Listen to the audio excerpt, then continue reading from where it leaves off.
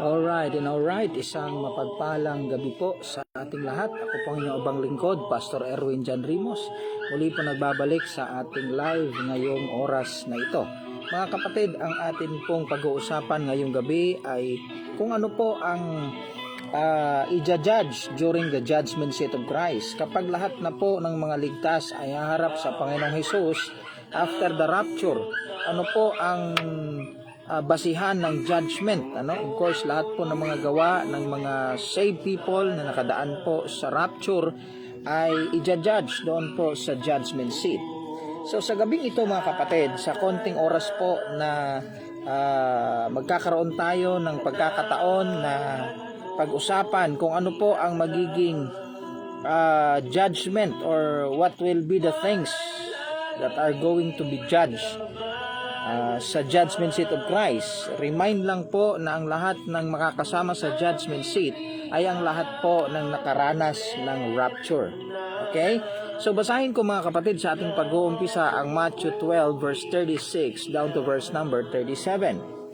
Ganito po ang sinabi ng salita ng Panginoon.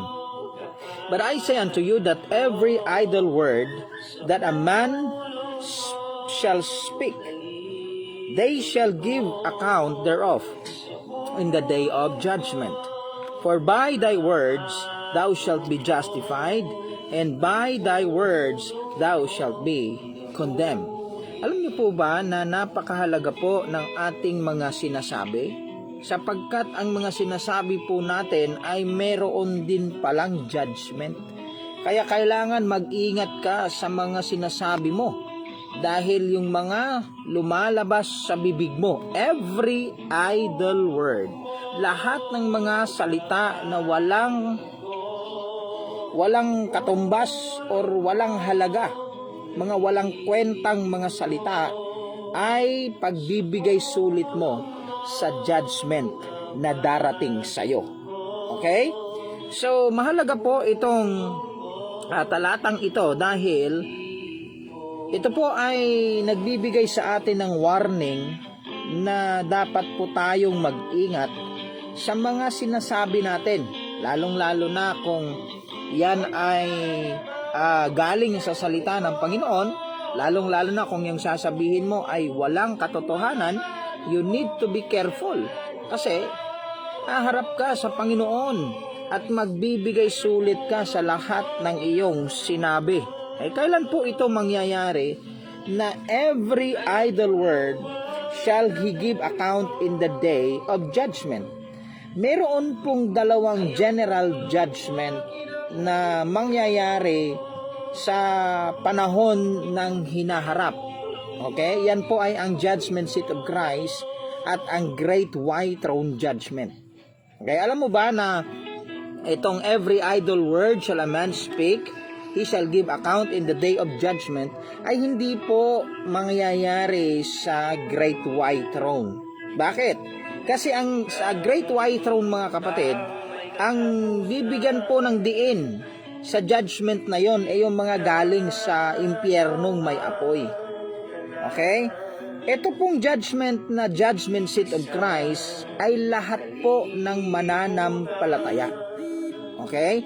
General po ang pagkabanggit ng salitang men. Sabi diyan, but I say unto you, every idle word that men shall speak, they shall give account in the day of judgment. Pagka kinumpira nyo po yan doon sa Revelation chapter 20 verse 11, 12, 13, 14, and 15, wala pong words na i-judge doon. Kasi ang lahat ng haharap doon ay galing po sa impyernong may apoy, at yung sa kabila naman na galing po sa outer darkness for the unprofitable servant. Ang judgment po na mangyayari sa great white throne judgment, welcome po Ma'am Lota ni Nino, you need to see this truth. Okay? Ang judgment po na mangyayari sa great white throne ay ang verse 15. Whosoever was not found written in the book of life was cast into the lake of fire. Yun po ang judgment. It's either nakasulat sa book of life ang kanilang pangalan o hindi nakasulat. Yung nakasulat, hindi mapupunta sa lake of fire. Yung hindi nakasulat, mapupunta po sa lake of fire. Great white throne judgment po yan. Okay? So, saan judgment na yung every idle word that a man spake shall he give account in the day of judgment? Yan po ay sa judgment seat of Christ. Okay?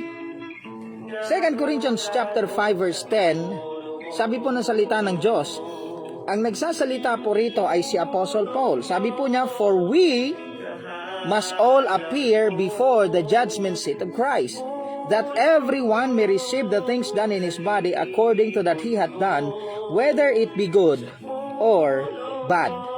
So, ang judgment seat of Christ po ay primarily, specifically, para po ito sa mga members at mga saved na mananampalataya. Welcome po, Ma'am Luz Biminda Jacob, and Teacher Reyes is with us tonight. Paano ko po nasabi, mga kapatid? Dahil sabi po sa verse, si Apostle Paul po ang nagsasalita. Sabi niya, for we, kasama po ang sarili niya doon. Siya at ang lahat ng mga taga-Korinto. Okay? Tayong lahat, sabi niya, ay haharap sa judgment seat ng Panginoong Hesus. At ang bawat isa ay tatanggap ng mga bagay na kanyang ginawa sa kanyang katawan. Ito man ay lahat ng kanyang ay context, mga kapatid. Magagaling dito yung ating mga theologian By the context, ito pong judgment seat of Christ ay para lamang, judgment po ito para sa mga ligtas na mananampalataya. Lahat ng tumanggap sa Panginoong Hesus, uulitin ko po, ay mararapture. Naglingkod man o hindi. At merong unprofitable servant. Okay? Ma'am Merly Beatrice, kasama natin ngayong gabi. At sa judgment seat, mga kapatid, hindi lang po good works ang i-judge. Okay? Kaya yung mga nagsasabi na ang ligtas ay wala ng paghahatol, mali yung mindset po na yan. Bakit mali? Kasi sa judgment seat of Christ, judgment po ito ng lahat ng mga ligtas. Merong good and bad works. Hindi mo yan pwedeng tanggalin sa Bible. Lahat ng mga inaddress na ligtas ni Apostle Paul ay haharap po sa judgment seat of Christ. Pag tayo ay humarap sa judgment seat of Christ, marami po ang magugulat dahil sa kanilang makikitang katotohanan. Everyone, sabi dyan, may receive the things done in his body according to that he hath done. Kung ano man ang kanyang pinaglingkod. Tumutukoy po ito sa mga member sa church, mga ligtas na, mga mananampalataya, kasama si Paul. Naharap sa judgment seat sa mga mabubuti at mga masasamang ginawa. We are accountable to God. Who is that everyone? According to the context, the everyone stated in 2 Corinthians chapter 5 verse 10 are the members of the church of Corinth, including Apostle Paul. So ganyan ka gagamit ng context, ganyan ka mag-aaral ng context. Para alam mo kung sino yung nagsasalita, the speaker, the speech, and the spectator. Aalamin mo sino yung nagsalita, ano yung sinabi, sino yung pinagsasabihan, para alam mo kung kanino yon. Applicable. Yan po ay applicable sa lahat ng mga nasa church, sa lahat ng mga in church at nasa church po.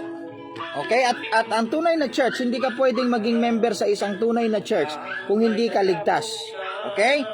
So what will be or 3S that will be judged during the judgment seat of Christ? Number 1, every spoken words. Good evening po, Ma'am Mercedes Garing Pakira. Lahat ng sinabi mo na mga salita ay haharap ka sa Panginoon at magbibigay sulit ka. Kaya mag-ingat ka sa sasabihin mo kung yan ay kasinungalingan. Mag-ingat ka sa sasabihin mo kung ikaw ay hindi sigurado. kung ang sasabihin mo ay paninira, kung ang sasabihin mo ay hindi makabubuti, mag-iingat ka. You know why? Matthew chapter 12 verse 36, "But I say unto you that every idle word that men shall speak, they shall give account thereof in the day of judgment. For by thy words thou shalt be justified, and by thy words thou shalt be condemned." So saang judgment yun? Yung judgment po na yan ay judgment seat of Christ, dahil ang Great White Throne Judgment ay para po yun sa mga nakasulat at hindi nakasulat ang pangalan sa Book of Life. Okay? Sige. So judgment seat po itong every idle word. So lahat ng sasabihin, kaya ako po ay I don't care kung ano yung sasabihin mo about me, because I know that someday when we face the Lord Jesus Christ, you will give account of every word that you spake against the servant of the Lord. Yung mga kasinungalingan mo ay haharapin mo yan sa Panginoon pagdating ng judgment seat. And so that is why I don't need to explain myself to those who spake against me, because there is a judgment coming. At magkikita tayo, pagligtas ka, magkikita tayo sa judgment seat. At lahat ng sinabi mo ay pagbibigay sulit mo sa Panginoon.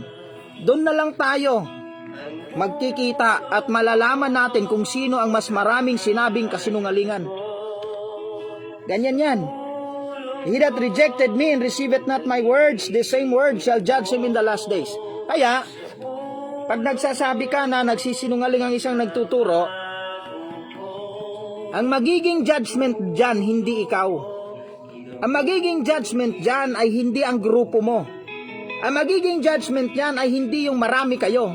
The judgment will be every word that is written in the Word of God will judge you in the last days. Kaya nga, dapat ang tinuturo mo ay nakabase sa salita ng Diyos, hindi po nakabase sa AI, hindi po nakabase sa komentary, hindi nakabase sa kung ano-anong pinagkukunan mo. I don't care kung lahat kayo ay against. I don't care kung lahat kayo ay hindi nyo maunawaan at maintindihan, kasi hindi naman talaga kayo nag-aaral ng personal. So you need to dig down in the Word of God. You need to study the Word of God. In fact, you need to know and you need to understand how to rightly divide the Word of truth, by which you need to reconcile all the truths of the Bible na wala kang bina-violate na fundamentals of faith. Kaya later on, next year po, I will challenge yung lahat na nagtuturo ng hermeneutics, ng biblical interpretation or the Bible interpretation. Paano po ninyo ini-interpret yung mga verses? Maaring mayroon kang stand, pero paano mo ini-interpret yung salita ng Diyos according to the Word of God? Kasi minsan po nagsasabi sila, yan ang sinabi ng Word of God. Yan ba talaga ang ibig sabihin? Yan ba talaga ang ibig sabihin na salita ng Diyos, o yan ang pagkaunawa mo sa sinasabi sa salita ng Diyos? Kaya nga po, I am very careful na sabihin, false doctrine yan, mali yan. Hindi ko po yan sinasabi, alam niyo po kung bakit. Yung sinasabi ko lang, mali ang view mo. Kasi view mo yun. It doesn't connect, it doesn't agree with my own view. That is why sinasabi ko, mali ang view na ganyan. Halimbawa po, sabihin ko, mali ang view ng mga iba sa outer darkness. That is my right. Kasi mali ang kanilang view according to my own opinion. But I am not telling na false doctrine yan, false prophet yan, satanas yan. Hindi ko po sinasabi yan. I am wrestling against your principle, not the one who has the kind of stand, mga kapatid. Kasi nag-iingat po ako, because I know that every word that I'm going to speak, I will give account in the day of judgment. That is why I'm saying in my life, I am responsible of whatever I am teaching, and I dedicate my life and even my reward of all that I have sacrificed for the Lord. Ganun ka dapat kaseryoso. And you need to be sure that what you are teaching is really from the Word of God. Welcome po, Sir JP Arienza, Ma'am Lota Niminyo. Now, every idle word, alam mo yung mga sinabi mo na hindi ko naman narinig, against sa akin na yung walang katotohanan, malalaman ko rin yan. Kahit na yung mga sinasabi ng ibang tao na hindi mo narinig, yung mga pabulong nila, tingnan po ninyo, Luke chapter 12 verse 3. Therefore, whatsoever ye have spoken in darkness shall be heard in the light, and that which ye have spoken in the ear in closets shall be proclaimed upon the housetops. Kailan po mangyayari yan? Mangyayari po yan sa judgment seat of Christ. Lahat ng mga marites nyo, lahat ng mga gossip nyo, lahat ng mga sinasabi nyo pag nagfe-fellowship kayo, imbis na pag-usapan nyo kung paano magiging maganda ang ministry, paano magiging maayos, paano masosolve yung mga problema, pinag-uusapan nyo yung buhay ng may buhay. I-reveal po yan. Kaya marami po ang nganganga pagdating sa judgment seat. Bakit sila nganganga? Nganganga sila kasi hindi naman talaga sila naglingkod ng tapat. At mas marami pa silang sinabing mali, idle words, kaysa sa salita ng Panginoon. Mas marami pa silang sinabing tama, mas marami pa silang sinabing paninira kaysa encouragement. Kaya ikaw, be careful. Para sa'yo yan. Para sa'yo yan kapag ka nag-ingat ka. Para sa'yo yan kapag ka inayos mo yung mga sinasabi mo. Para sa'yo yan, kaibigan. Kaya, dapat magpasalamat ka. Every spoken words shall be judged. Pangalawa, every secret things, good and bad. Lahat ng mga sikreto. Kayong may mga sikreto dyan. Mga sikretong malala. Mga sikretong malagim. Mga sikretong those who manipulates the people na in outward, ang galing-galing nila, ang dami nilang accomplishment, professional talaga ang dating, pero walang laman ang tunay na paglilingkod. Maganda yung box, pero walang laman na treasure. Bakit? Yun na naman, dahil hindi po heavenly treasure ang kanilang hanap. Hindi po heavenly treasure ang kanilang habol sa ministry. Hindi po kaluluwa ang pinaka-main focus nila. Hindi nga pag-aaral talaga na matapat sa salita ng Diyos ang kanilang focus. Ang focus nila ay pera-pera lang. Kaya ang daming ayaw mag-aral ng maayos. Ang daming ayaw na matuto sa salita ng Diyos dahil mawawalan ng support. Ganyan po talaga kapag takot ka sa tao pero hindi ka takot sa Diyos. Kaya kung sino ka man, and if you are going kung tatakutin mo ako, I am not afraid even to lose my life.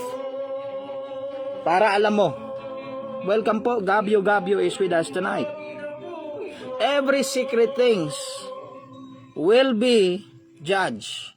Ecclesiastes chapter 12 verse 14, for God shall bring every work into judgment with every secret thing, whether it be good or whether it be evil. Kaya, kung may tinatago ka, ang advice ko sa'yo, hindi mo man yan sasabihin sa mga tao, sabihin mo yan sa Panginoon. Magsisi ka na.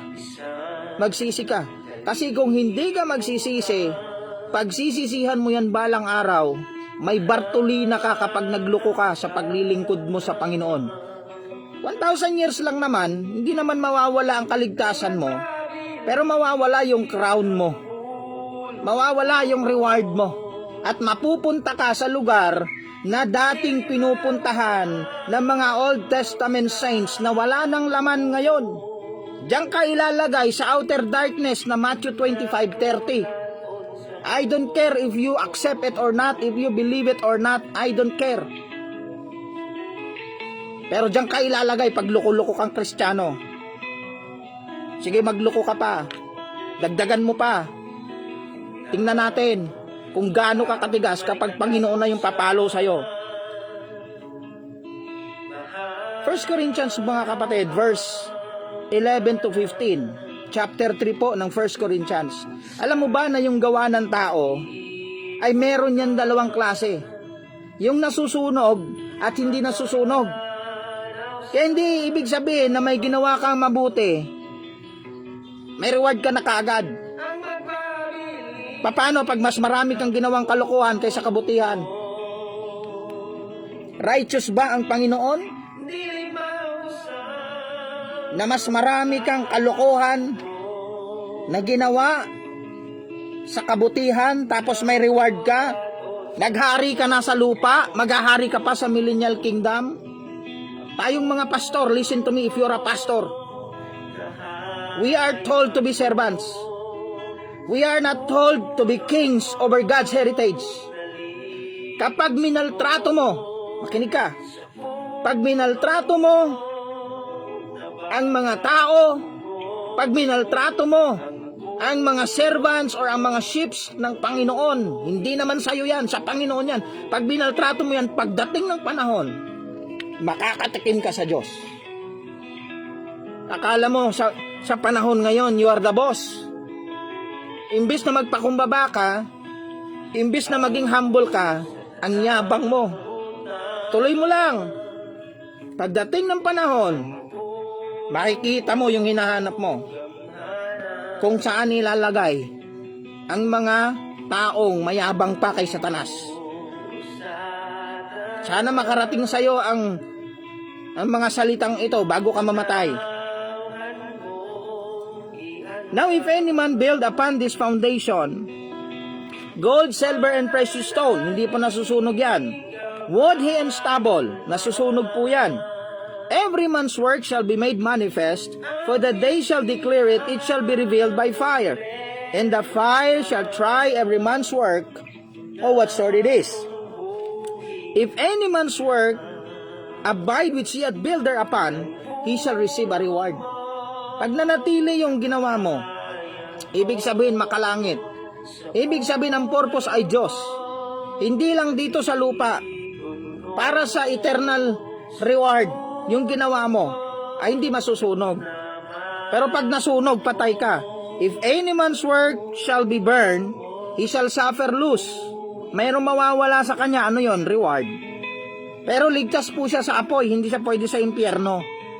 Pero wala siyang reward. May nakita ka bang hari na walang korona? Kayong mga nagsasabi na pagdating sa judgment seat, kahit walang reward, sasama sa millennial kingdom. May nakita ka bang hari na walang korona? Saan ka nakakita ng hari na naging hari, walang coronation day? Ang judgment seat of Christ ay coronation day for the king and priest na kasama ng Panginoong Hesus na mag-aari sa millennial kingdom. Millennium is just 1,000 years. Hindi po yan eternity. Mayroon po yung expiration date. Revelation chapter 20 verse 1 to 7. Hanggang saan po kaya ang talagang pinag-aralan nyo sa salita ng Diyos, mga kaibigan at mga kapatid? Dinah is with us tonight. Welcome po and thank you very much for your precious time. Every secret things will be judged. Kaya kung ako sa iyo, pag mayroon kang ginawang kalokohan na hindi alam ng iba, dapat pinapaalam mo sa Panginoon at hinihingi mo ng tawad. Huwag mo nang paabutin yung bukas. Let not the sun go down upon thy wrath. Kaya nga, lagi ho tayong humihingi ng tawad sa Panginoon. Dahil para po magkaroon ng neutralization. Pag nagkasala ka, hingi ka ng tawad. O, negative 1 plus positive 1 equals 0. Ganyan lang po yan. Napakasimpleng mathematics. Okay? Last, number 3. Every unappreciated sacrifice will be judged. Lahat ng mga pinaglingkod mo na hindi po nakita ng tao, okay lang yan. Ma-appreciate man yan o hindi nakakalimutan ng Diyos yan. Kaya I don't care kung sa ginagawa ko po na paglilingkod sa Panginoon ay walang makakita. Kasi hindi po yan nakakalimutan ng Diyos. Hebrews chapter 6 verse 10. For God is not unrighteous to forget your work and labor of love, which ye have showed toward His name, and that ye have ministered to the saints, and do minister. Pag meron kang ginawa, hindi ka in-appreciate, imbis na thumbs up, ay thumbs down. Sabi nga po nila, nasaan na yung mga offering sa mga naligtas sa kalsada na pinitsingan ninyo? Wala pong offering. Wala po kami nakuha kahit na kung ano-anong yaman nung kami po ay nag-preach sa daan. Pero, this coming year, ay tatapusin po namin ang buong Negros. Wala po kaming makukuha kahit na piso. Pero hindi natin alam kung ilan yung naligtas. Sa langit na lang ho tayo magbilangan. Sa langit na lang tayo magbilangan ng reward. Ikaw tulog ka dyan. Ni kapitbahay mo hindi alam yung kaligtasan dahil sa yung katamaran. Di ba? Magkita-kita tayo.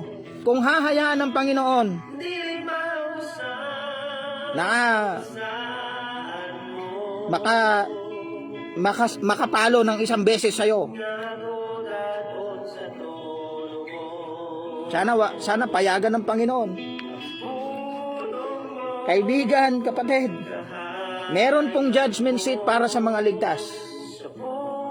Kaya lahat po ng mga nagsasabing wala ng judgment ang mga ligtas, mangangamuti kayo pagdating ng panahon. Pagka nagkaharap na tayo sa judgment seat of Christ, sa lahat ng mga pinangakuan ninyo na kapag ligtas may reward, patay kayo dyan. Luke 12:47 to 48. And that servant which knew his Lord's will, and prepared not himself, neither did according to his will, shall be beaten with many stripes. But he that knew not, and did commit things worthy of stripes, shall be beaten with few stripes. For unto whomsoever much is given, of him shall be much required. And to whom men have committed much, of him they will ask the more. Alam mo ba kung anong ibig sabihin yan? Ang servant ng Panginoon na hindi po naghanda sa pwedeng mangyari sa kanya sa judgment seat kapag naningil na ang Diyos sa mga ipinagkatiwala niya, sa mga servants. Pag hindi mo pinaghandaan yan, ang daming pinagkatiwala ng Panginoon sa'yo, pero wala mang na-win na kaluluwa dahil kinain mo lahat. Ang ginawa mo, yung pera na dapat sa ministry, inouting mo, pinambili mo ng Jollibee, pinambili mo ng sasakyan mo at ipangalanda ka na may sasakyan ka na, may mag-aara kang bahay, pero yung kapitbahay mo mamamatay na lang, hindi pa naligtas.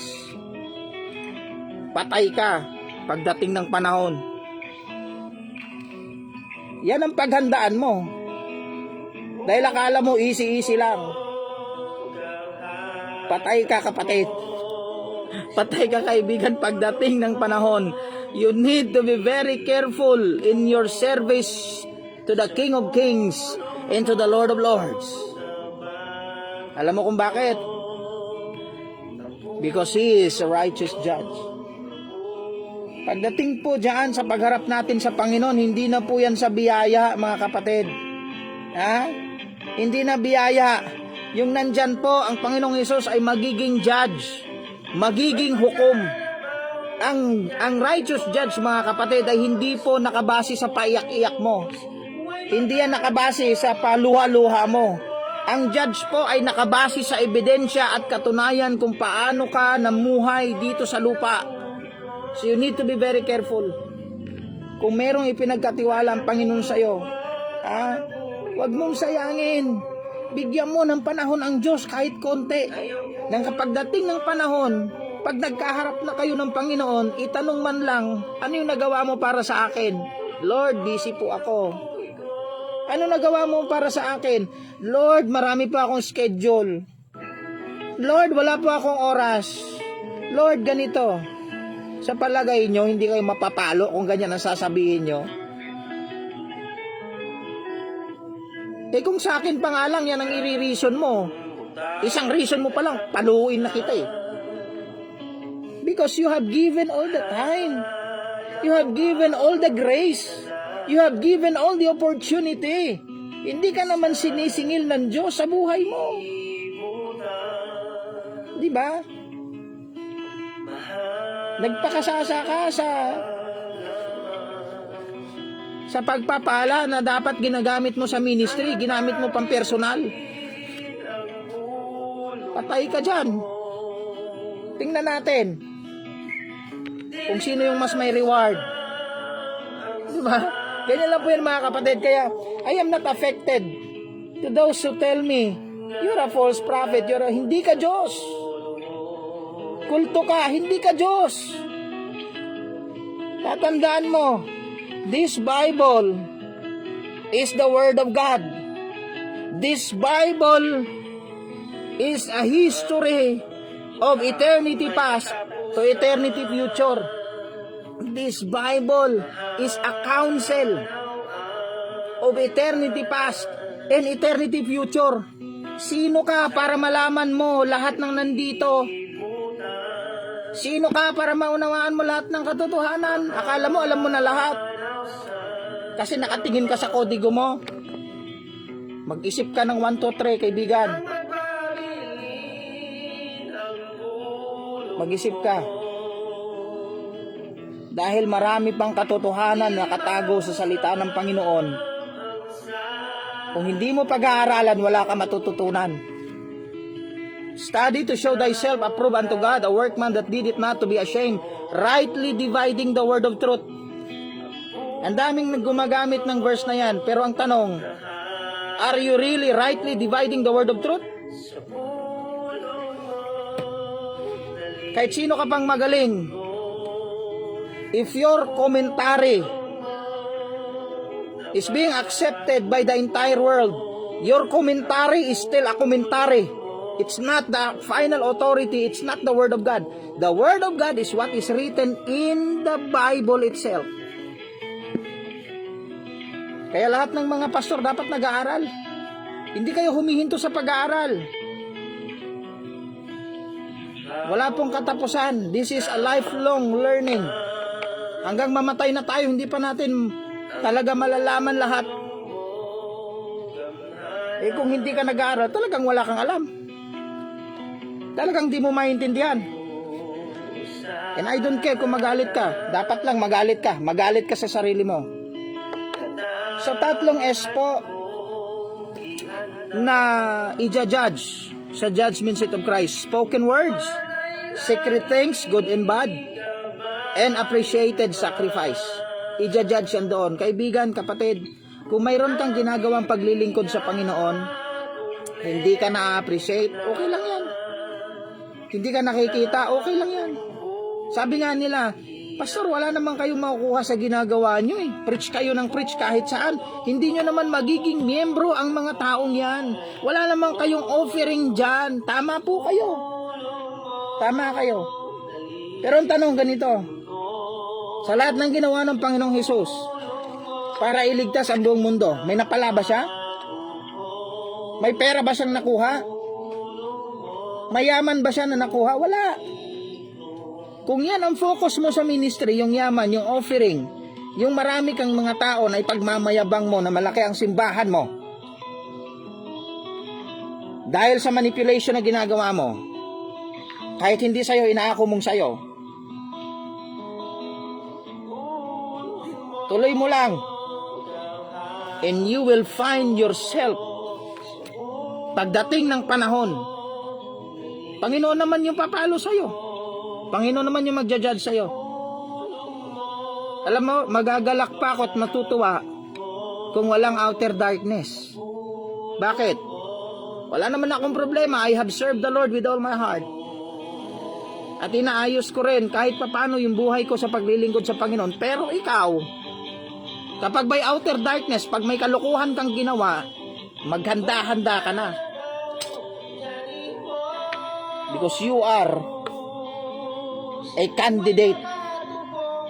Eh tayo po na mga ligtas, hindi nawawala ang ating kaligtasan. 100 nahaharap ka pa sa Panginoon sa judgment seat. Siguraduhin mo na hindi masayang lahat ng sakripisyo mo na pinaglingkod sa Panginoon. Huwag kang tumalikod sa Diyos. Huwag kang huminto. Huwag kang bibitaw sa pananampalataya. Laban lang mga kapatid, kahit gaano po kahirap. Ipaglaban mo ang iyong paglilingkod sa Diyos. So bukas po, last topic na po natin bukas because tomorrow is Saturday. Welcome po, Pastor Ariston. Ang topic po natin bukas ay patungkol pa rin sa judgment seat. Kaya kung sasabihin mo walang paghuhukom, walang hatol, mag-isip-isip ka. Mag-isip-isip ka. Meron pang judgment seat. Pero Pastor, hindi tayo mapupunta sa outer darkness. Si Jesus ka ba? Tandaan mo, yung outer darkness na yan was spoken by the Lord Jesus. Naka-red letter yan sa King James Bible mo. Kaya hindi yan turo ng demonyo. Turo po yan ng Panginoong Hesus. Hindi po yan false doctrine.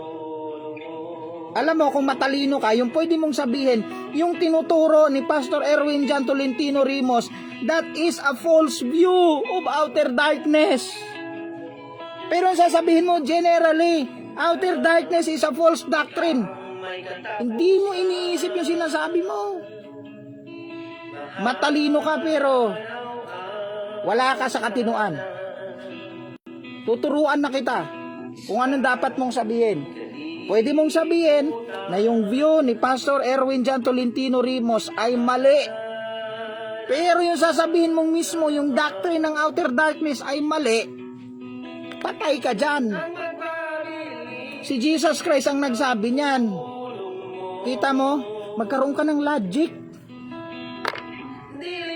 Okay po mga kapatid, ganyan lang po yan. If you know more than anybody else, you will understand how they think. And you will understand how they perceive. So, yan lang po ang i-share ko sa inyo. Alam nyo ba kung bakit tinatapangan ko yung sinasabi ko? Para yung mga tulog dyan ay magising. Para yung mga manhid dyan ay masaktan kahit papano. Pasasalamatan mo ako pagdating ng panahon kapag pinaghandaan mo ang pagharap mo sa judgment seat dahil ligtas ka na. Sigurado dyan, sigurado po yan, 100%. Ha? May outer darkness man o wala. Pagka pinaghandaan mo yung pagharap mo sa Panginoon, inayos mo ang buhay mo, pasasalamatan mo ako pagdating ng panahon. Salamat mga kapatid sa inyong precious time. Bukas po ulit. Welcome po Michael B. Ariston Cinto, Phoebe Hernandez, Canada Marge, Alberto Bulgado Ariston. Salamat po. Gabio, Dina, salamat po sa inyong precious time. Tayo po manalangin na bukas po ulit, judgment seat pa rin ang ating topic. And then next week, mag-change po tayo ng topic mga kapatid. Most gracious loving Father Lord, ibinabalik po namin lahat ng kapuri at pasasalamat, Panginoon. Sana po yung mga words that I have spoken in this live broadcast ay magsilbing reminder, magsilbing mga salita na pupukaw sa mga natutulog na puso ng inyong mga lingkod. Sana Panginoon, kami pong mga leader ng mga churches ay maging responsable kami sa sarili naming buhay. How can we change the world? How can we change the community if we cannot change our own selves? How can we teach responsibility if we are irresponsible? How can we teach principles if we don't have anyone or any principle to cling? Paano namin patitibayin ang community? Paano namin patitibayin ang mga tao kung kami mismo ay napakawik at walang stand sa katotohanan? Kaya dalangin ko, Panginoon, na magkaroon po ng stand ang bawat isa, and they will learn more and more from the Word of God upang sila po ay matuto ng maraming katotohanan for them to stand in their own feet because they know what they believe and why they believe. Your word is truth. So cleanse us with your word. In Jesus' name, amen and amen. Maraming salamat po mga kapatid. Magkita-kita tayo bukas. Thank you very much. Salamat po sa inyong precious time. Pagpalain po tayo ng Panginoon. God bless. See you tomorrow. Maraming pong salamat.